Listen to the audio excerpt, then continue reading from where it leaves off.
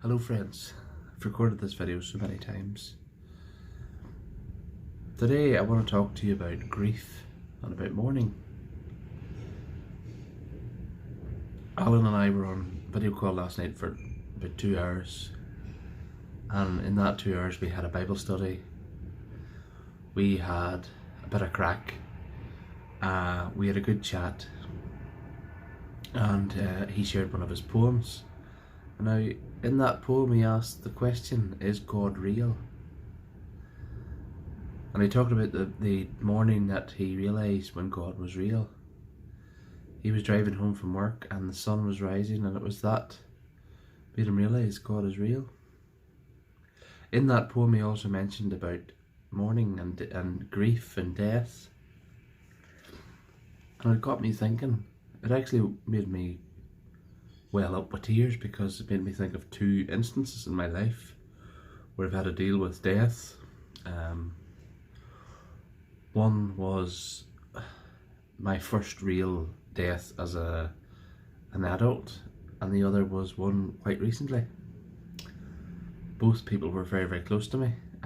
If nobody knows, I was brought up in a one-parent family. My mother was on her own, my father was elsewhere, and my grandparents, my mum's parents, helped raise me.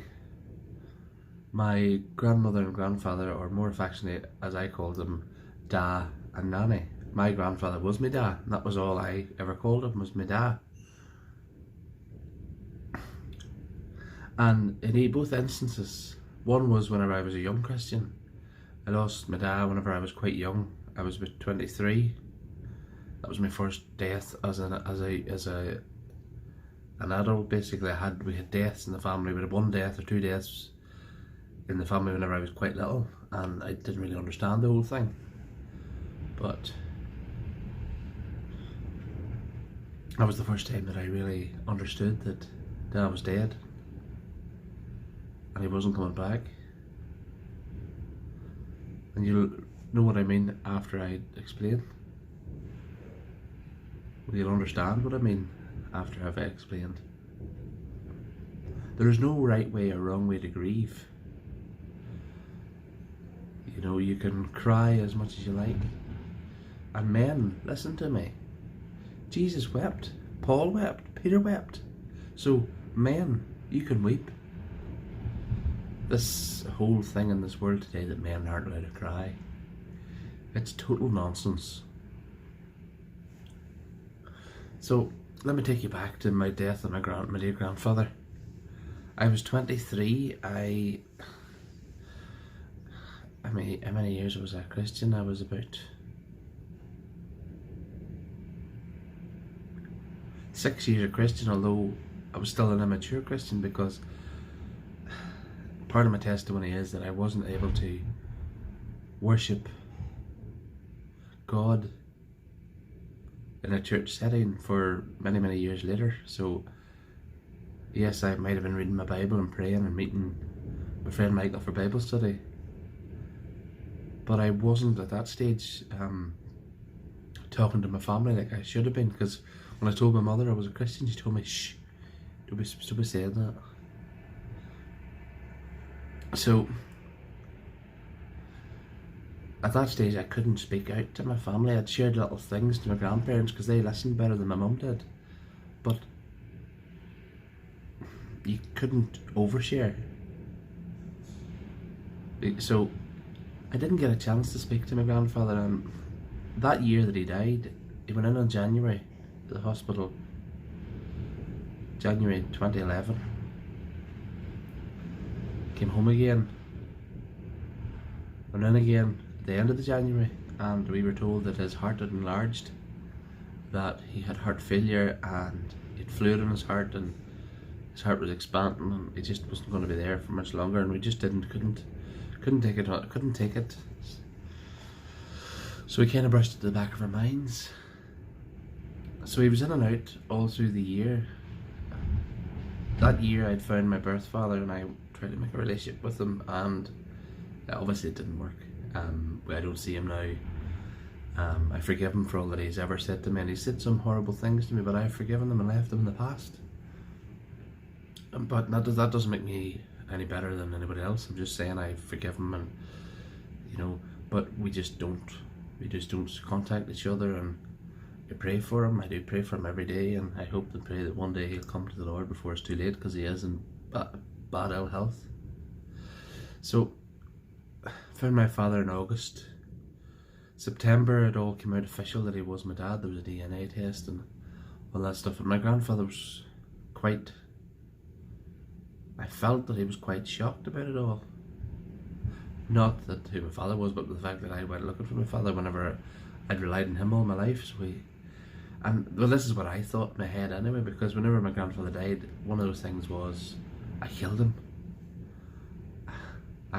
He died of a broken heart because I went behind his back looking for my real father, and now he feels that I don't need him so he could die. That wasn't the case. Quite recently I stopped thinking that way. The man was ill, as we previously heard at the beginning of the year. So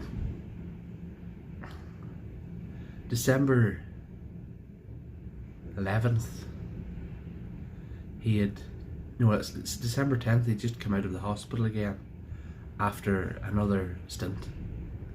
Not a stint as in a hard stint, but as in a little stay in the hospital. And then suddenly he was rushed back in again. We got a call on the Tuesday evening, Tuesday the 13th, to say that he was delirious and that he wasn't making any sense. And I work with delirium, so I know. Now I work with delirium, so I know what he probably would have been going through. Could someone come down and sit with him? And that night there was a big storm blowing, and my uncle wouldn't go down. My mum said no, we can't go down because it's too stormy. So nobody went down. At 8:30 the next morning, my mum received a call to say that Dad died. That was the biggest shock of my life. The biggest instant loss of my life. He died at 7 o'clock in the morning of December 14th. He came home at 6:30 that evening. The undertaker had prepared him and brought him home, and we did the whole thing. We had the wake and the funeral, and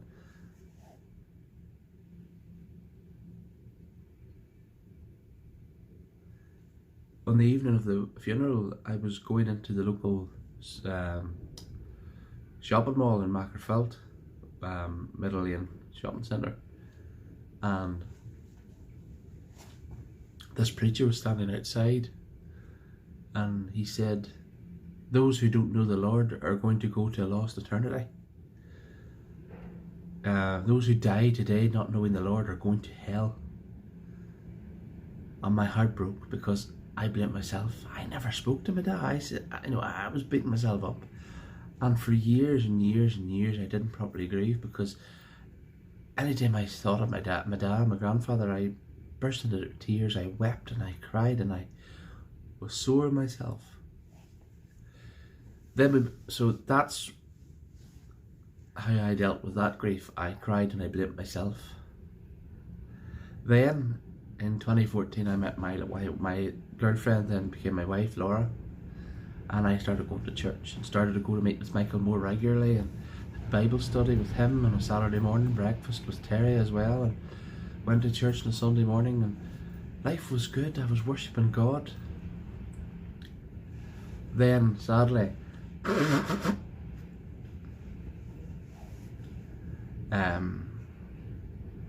6 months after we got married, Laura's grandfather died.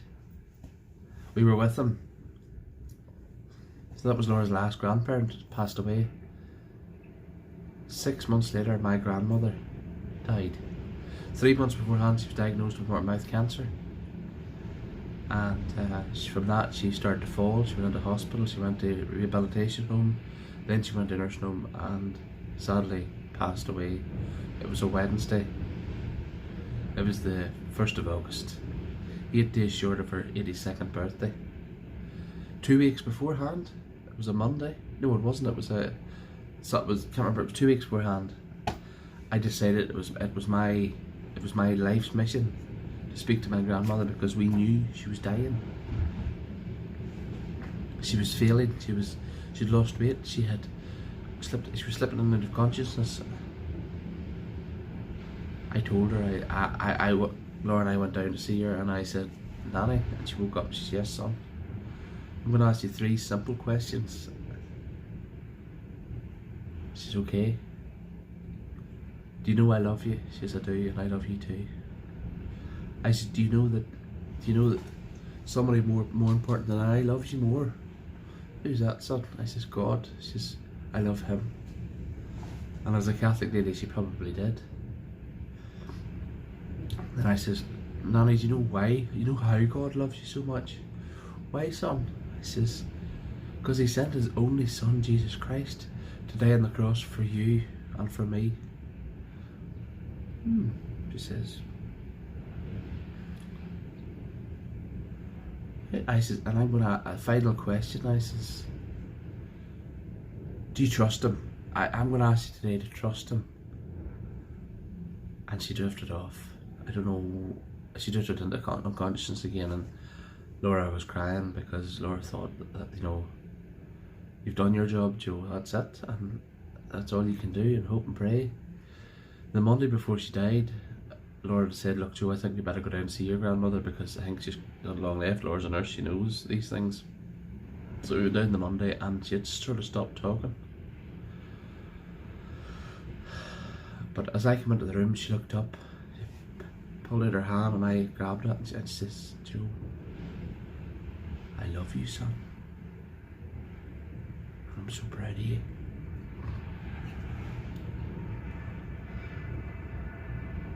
Those were lovely words from a dying woman. Those are words that are stuck to me to this day. When my grandmother died, yes, it was sad,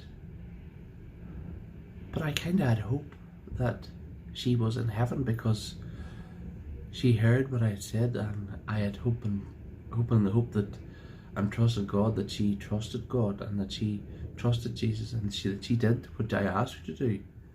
And the sense of peace that I have at my grandmother's death, and all that time I didn't grieve the same as I grieved over my grandfather. It was totally different. It was totally different. It was amazing. It was a sense of peace that God was with me. And that leads me on to the Bible verses I want to read today. I want to read Matthew 5 and verse 4. And if you're going through struggles today of grief, if you've lost a loved one to whatever it is, or even this deadly COVID-19 coronavirus, take these following words as comfort.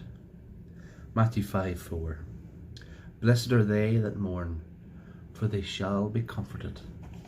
And then we'll go to Psalm 34:18 and reads this. The Lord is nigh unto them that are of a broken heart, that saveth such as be of a contrite spirit.